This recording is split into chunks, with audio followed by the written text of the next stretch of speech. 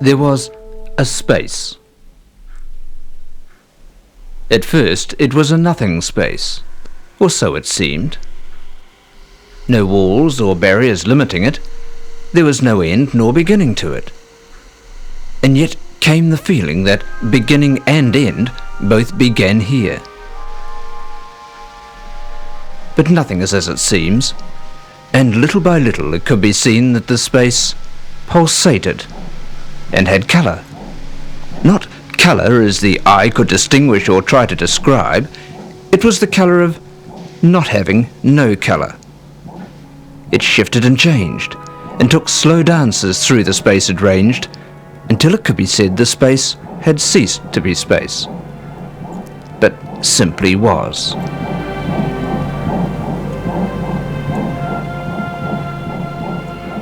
As the colour danced, it shifted and changed to reveal slowly the shadow of a figure. The figure had not been there before, nor yet had it arrived. The light had simply rearranged itself to reveal the form.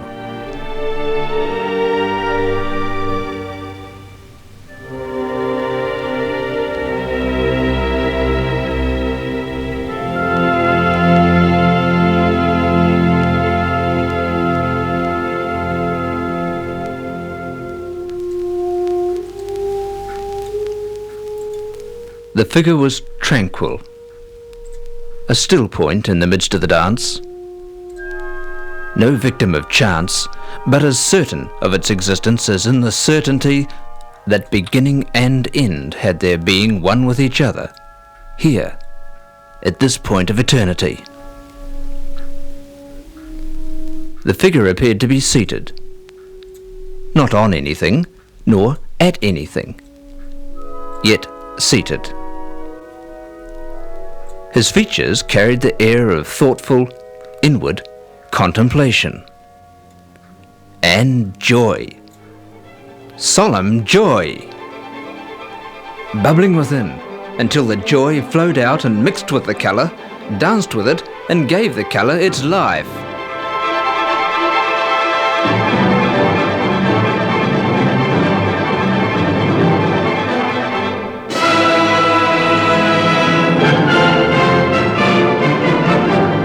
The figure was alone, and it took a fragment of colour, moulded it and shaped it, till it became a pen of light.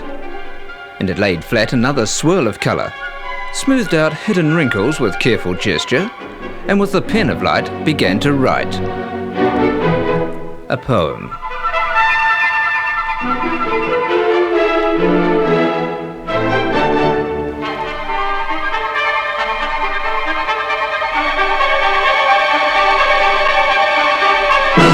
The writer poured into his poem his heart of love, his heart of joy, and his longing. He spoke of the light and of its joining, of liquid light and its pouring, and how the stream took shape and form, and how the form found boundary and mooring. He brought to his poem a new thought of dividing, of space being empty and full. And he told of a fullness new to the light, around which it moved and to which it gave life, a new world taking shape in day's dawning. As the writer wrote his poem, under him formed a hillside, and as he spoke of trees, they budded around him. He spoke of fruit and flowers, of plum and cherry, of sun and showers and ripening berry. He wrote of wheat and fresh-scented heather, of storm clouds and heat, and of calm and of breath. As his pen moved on the page, the words took life, and joy found shape. Joy sang, and in the singing found its winging to the light. Flight of bird, flick of fin, all shapes, colours, serious, absurd, squat and thin, living joy. Down the hillside and further than I could see danced joy, and filled the world. And the writer laughed, and joy found form.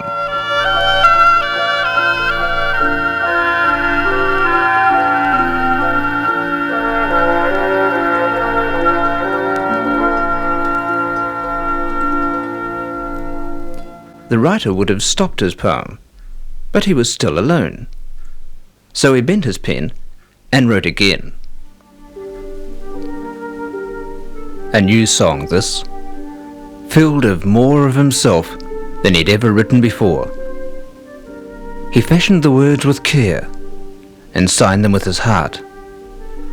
He wrote words of pageantry and simple pleasantry, of fellowship and toddling footstep, of growing and learning, of knowing and yearning. And as his pen moved, again danced the words and took shape.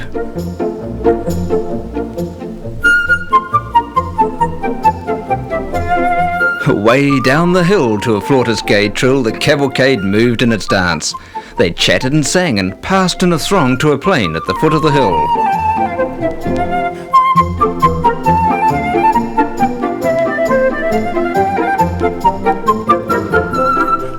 The writer smiled as they flowed from his page, then laughed with quickening delight. He threw down his pen and jumped to his feet and started off down in pursuit.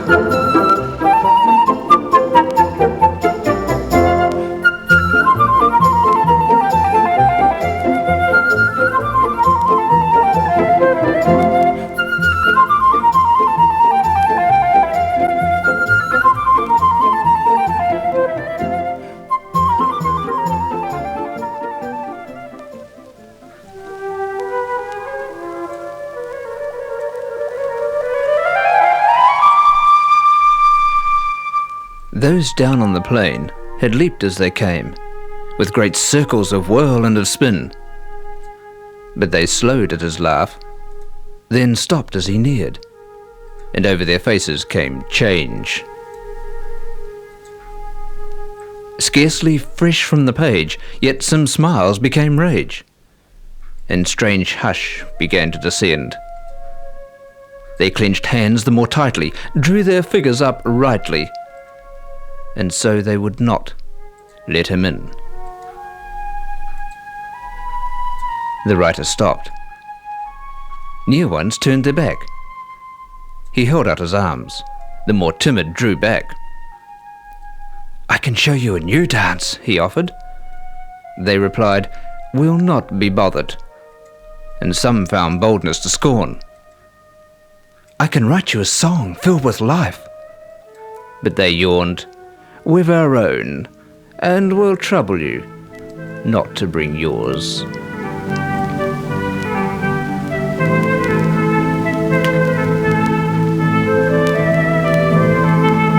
They danced once again, but around him this time, and they mocked as they laughed at his words.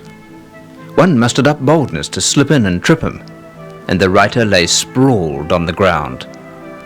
A child cried, but too few echoed fear, and a motherly apron soon stifled the tear. Some dancers showed doubt as he didn't cry out, but the rest called them names as they hid from the shame of the man lying still on the dirt. The crowd surged and came forward, kicked his face, pulled him skyward, and rushed with him back up the hill.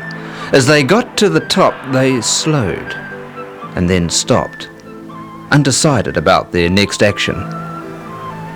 Then searching hands found the pen left on the ground, and the crowd chorused huge satisfaction.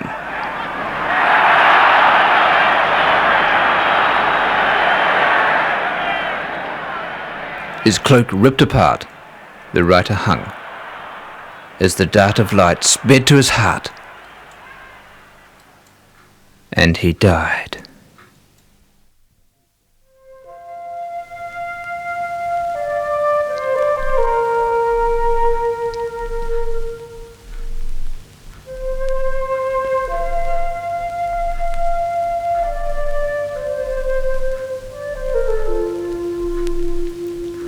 As he fell, so the colour started turning to water, and great smears smudged the sky and the earth. In the ground appeared holes, trees began to dissolve, and great sobs now replaced the crowd's mirth. The colours all ran down the hill to the plain in a flood, like a great rainbow melted, and the trees became tears as the hills disappeared, and the people searched vainly for shelter. The flood swirled around the dead form on the ground, washing out the world's wasted debris. In the milling confusion of doubt, fear, disillusion, his death seemed the only reality. Those who had earlier hung back from the taunts of the dance risked now their last moments to find him. As they scrabbled and forced their way to his side, the flood gathered up the crowd in its grip. They reached him and then fell exhausted. Alongside they lay, lifeless and grey, as the last of the colour drained past them.